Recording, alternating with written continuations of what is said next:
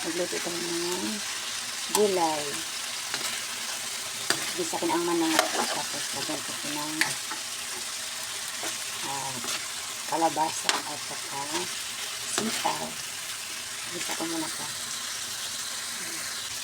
Lagyan natin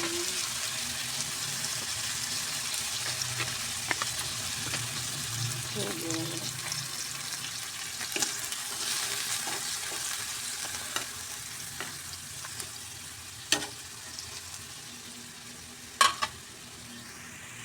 Lagyan natin ito ng tubig. Ito lang. Pampalambot sa manok. Ayan. Takpan muna natin to.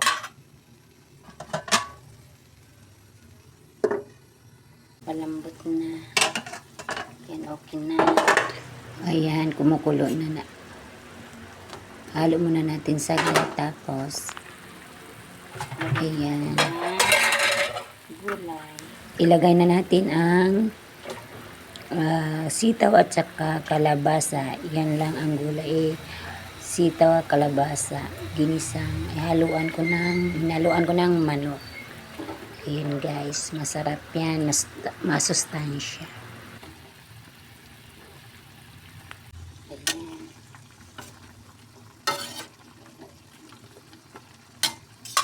Lagyan natin ng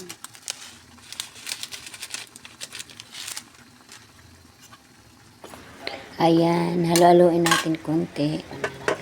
Pagkatapos, takman muna natin guys, para pag malambot, ayan. Ayan, malambot na. Tikman na natin ang ating nilotong ginisang kalabasa at sitaw.